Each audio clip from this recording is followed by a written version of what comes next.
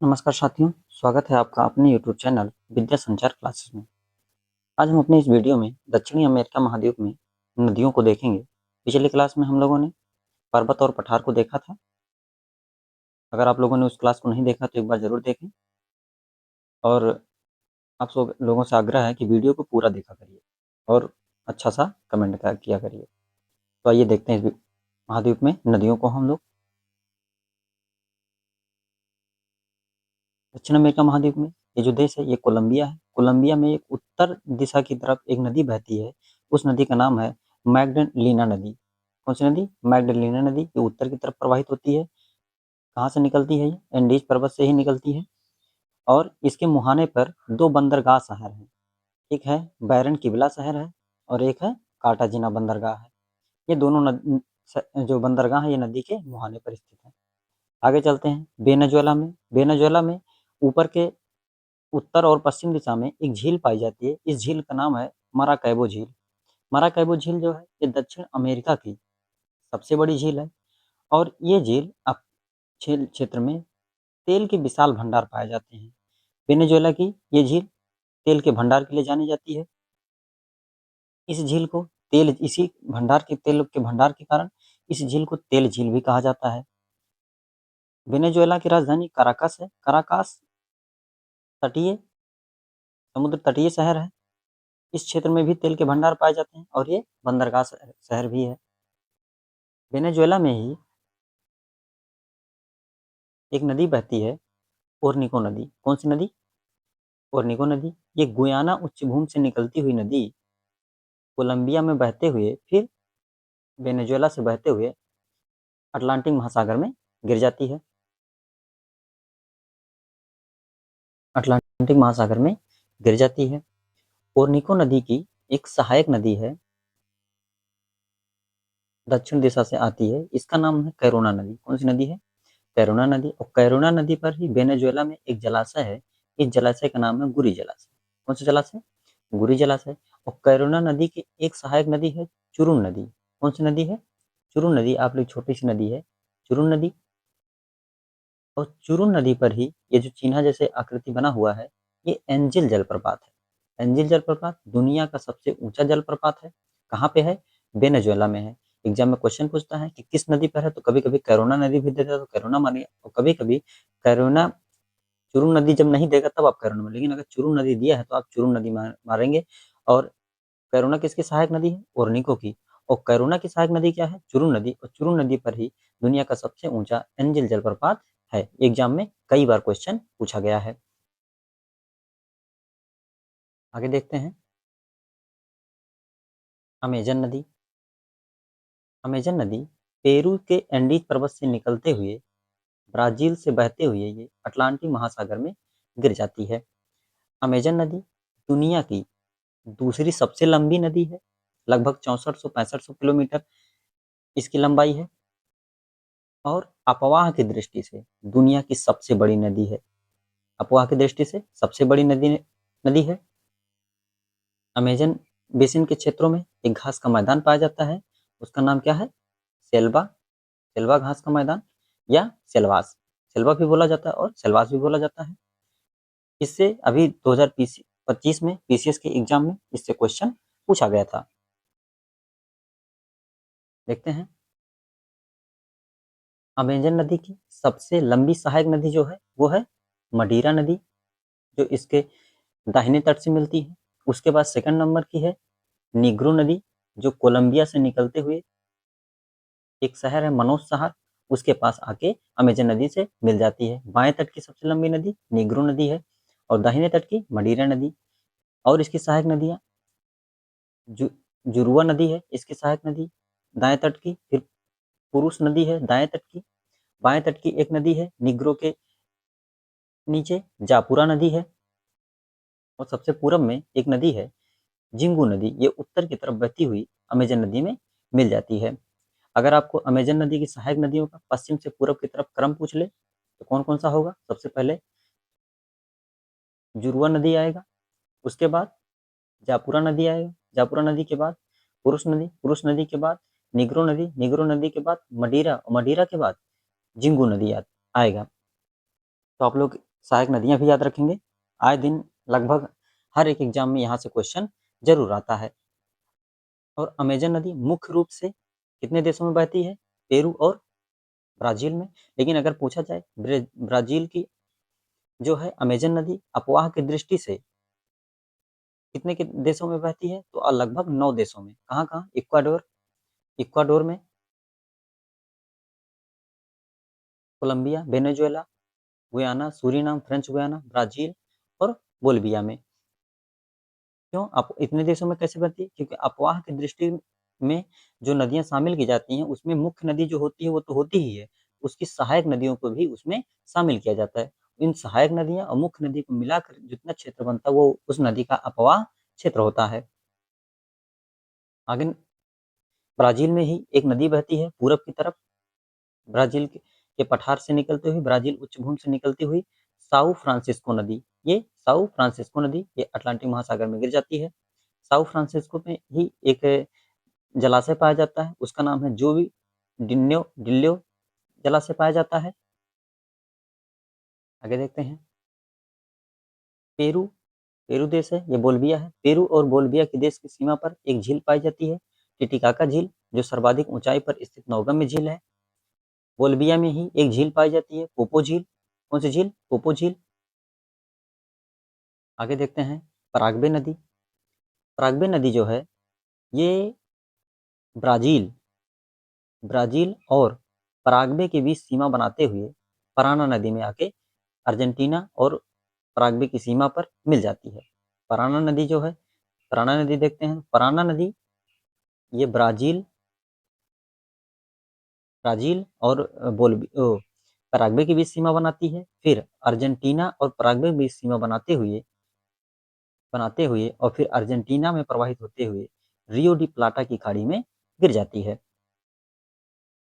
तो पराना की सहायक नदी कौन सी है? पराग्वे नदी है। दोनों कहाँ मिलती हैं? कहाँ मिलती हैं? पराग्वे और अर्जेंटीना की सीमा पर मिलती हैं। पराना की एक सहायक नदी है अर्जेंटीना में ही, उसके दाहिने तट से मिल जाती है। कौन सी नदी है? सलाडो नदी। कौन सी नदी है? सलाडो नदी।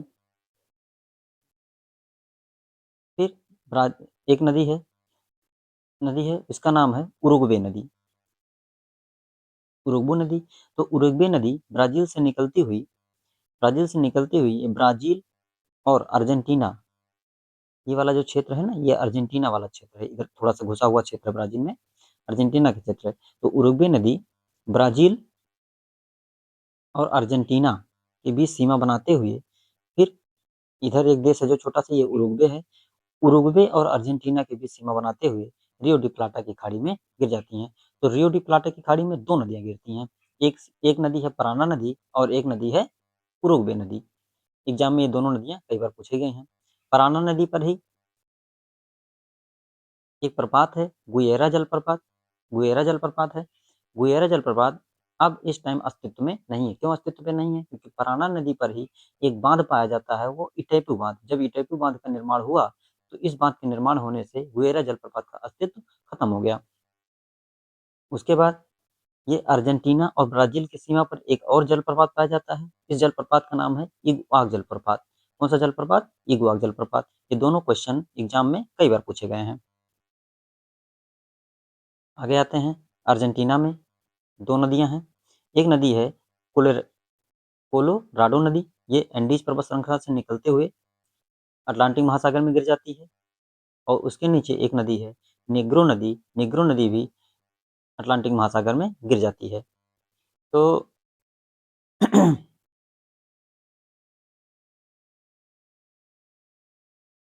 ये दक्षिण अमेरिका महाद्वीप की ये नदियां हैं।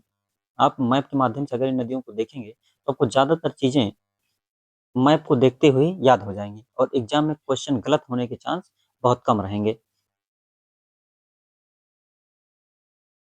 अमेजन के मुहाना जहाँ है, ये अमेजन का मुहाना है।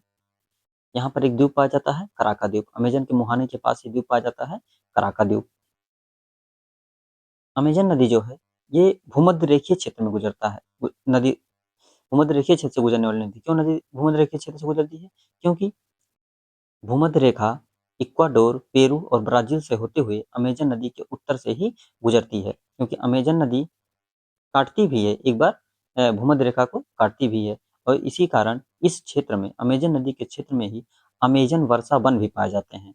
अमेजन वर्षा वन भी पाए जाते हैं, जो दुनिया में सबसे सघन वन होते हैं। अमेजन वर्षा वन को ही पृथ्वी का फेफड़ा भी कहा जाता है, क्योंकि इतने सघन वन है, यहाँ से ऑक्सीजन का बहुत ज्यादा उत्पादन होता है। आगे देखते हैं, नदियों के बारे में कुछ फैक्ट और देखते हैं। मैग्डेलेना नदी, जो अभी बताया गया मैप के माध्यम से, कहाँ पे बहती है? कोलंबिया में, उत्तर दिशा में। लंबाई कितनी है? 1497 किलोमीटर। एंडीज पर्वत से निकलती है, कैरिबियन सागर में गिर जाती है, उत्तर की ओर प्रवाहित होते हुए। यह दुनिया की सबसे रंगीन नदियों में से एक है, रंगीन नदी है। इसे लिक्विड रेनबो भी कहा जाता है। रंगों का कारण, ये नदी रंगीन होने का क्या कारण है? यहाँ एक विशेष प्रकार का जलीय पौधा पाया जाता है। उस जलीय पौधे का नाम क्या है? इस जलीय पौधे का नाम है मैकारेनिया, मैकारेनिया क्लेविगेरा। इस जलीय पौधे का नाम इस नदी में धरातल पर, मतलब पानी के नीचे सतह पर ये पौधे उगते हैं, पानी के अंदर। और लगभग जुलाई से नवंबर के बीच में ये कई प्रकार के कलर, लाल, हरा, नीला, पीला, कई प्रकार के कलर देते हैं। तो अगर आपसे क्वेश्चन पूछा जाए कि दक्षिण अमेरिका महाद्वीप में कौन सी नदी है जिसको रंगीन नदी कहा जाता है, तो कौन सी नदी बताएंगे आप लोग? तो मैग्डलेना नदी बताएंगे, याद रखिएगा। अगला नदी देखते हैं, ओरनिको नदी। ओरनिको नदी अभी मैप के माध्यम से आप लोगों ने देखा। इसकी भी लंबाई कितनी है? 2140 किलोमीटर। अपवाह कहाँ कहाँ है? कोलंबिया और ब्राजील के क्षेत्रों में। उद्गम होता है गुयाना उच्चभूमि से, और गिरती कहाँ है? अटलांटिक महासागर में। सहायक नदी कौन कौन सी है? कैरोना नदी, कैरोना नदी गुरी जलाशय है, और कैरोना की सहायक नदी है चुरुन नदी। और चुरुन नदी पर ही एनजी जलप्रपात है, जो दुनिया का सबसे ऊंचा जलप्रपात है। और एक खास बात है ओरनिको नदी की, कि ये मगरमच्छ का एक निवास स्थान है, एकमात्र दक्षिण अमेरिका में निवास स्थान कहाँ है? ओरनिको नदी आसपास के क्षेत्रों में कहाँ पाए जाते हैं? मगरमच्छ पाए जाते हैं। ओरनिको नदी के क्षेत्र में ही लानोज घास के मैदान पाए जाते हैं। कौन से घास? लानोज घास के मैदान पाए जाते हैं। कैसे घास के मैदान है? एक उष्णकटिबंधीय घास का मैदान है। क्यों उष्णकटिबंधीय घास का मैदान है? क्योंकि भूमध्य रेखा के उत्तर में ही पाए जाते हैं। इसी कारण भूमध्य रेखीय क्षेत्र में होने के कारण ये उष्णकटिबंधीय घास का मैदान है, गर्मी ज्यादा पड़ती है। ओरनिको नदी के आसपास के क्षेत्र को ही क्या कहते हैं? लानोज घास का मैदान कहते हैं। विस्तार कहाँ है? ज्यादातर इसका विस्तार वेनेजुएला में है, लेकिन थोड़ा बहुत विस्तार इसका कोलंबिया में भी है।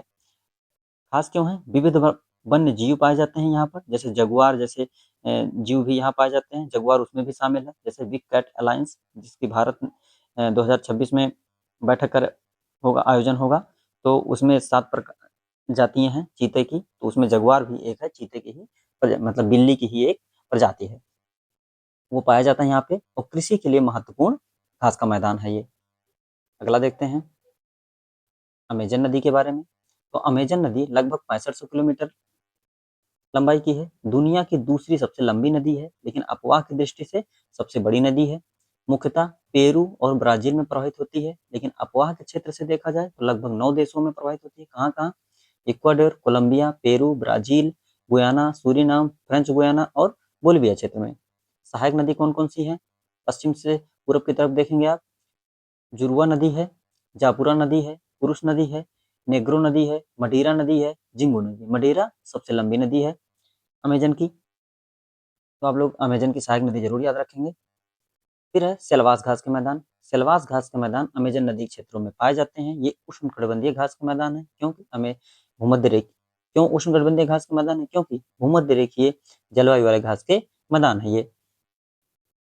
उच्च भूमध्य रेखीय क्षेत्रों में उच्च जैव विविधता पाई जाती है, इसीलिए इस घास के मैदान में भी उच्च जैव विविधता पाई जाती है। इस क्षेत्र में गहरे लाल रंग की मिट्टी को ही टेरारोक्सा कहते हैं। क्या कहते हैं? टेरारोक्सा कहते हैं। एग्जाम में यही क्वेश्चन पूछा गया था कि इस क्षेत्र में काले रंग की मिट्टी को टेराडोक्सा कहते हैं, बल्कि काले रंग की नहीं, ये भूरे और लाल रंग की मिट्टी है जिसे टेराडोक्सा कहा जाता है। तो एग्जाम में यहाँ से क्वेश्चन, पीसीएस के एग्जाम में इस बार यहाँ से क्वेश्चन आया था, तो इस बार दूसरा कोई क्वेश्चन बन सकता है। तो आप लोग इस टॉपिक को अच्छे से पढ़ेंगे। फिर कैंपोस घास के मैदान। कैंपोस घास के मैदान भी उष्णकटिबंधीय घास के मैदान है। ये ब्राजील के पठारी वाले क्षेत्रों में पाया जाता है। कैंपोस घास के मैदान कहाँ? ब्राजील के जो उच्च भूमि है पूर्वी भाग में, वहां पर पाया जाता है कैंपोस घास के मैदान। अगला है पंपास घास के मैदान। तो पंपास घास के मैदान अर्जेंटीना में पाए जाते हैं। कहाँ पे? अर्जेंटीना में पाए जाते हैं। इस मैदान को दुनिया की रोटी की टोकरी कहा जाता है। क्यों कहा जाता है? क्योंकि गेहूँ और मक्का का यहाँ पर ज़्यादा उत्पादन होता है। कैसे घास के मैदान है ये? शीतोष्ण घास के मैदान है। कृषि और पशुपालन इस मैदान में ज़्यादा होता है। ये घास के मैदान शीतोष्ण घास के मैदान क्यों हैं? क्योंकि ये घास के मैदान मकर रेखा के दक्षिण में पाए जाते हैं। इसी कारण ये शीतोष्ण घास के मैदान कहा जाता है इनको। तो आशा करता हूँ आप लोगों को ये वीडियो पसंद आया होगा। वीडियो को पूरा देखिए। चैनल पे नए हैं तो लाइक कर दीजिए और सब्सक्राइब कर दीजिए। धन्यवाद।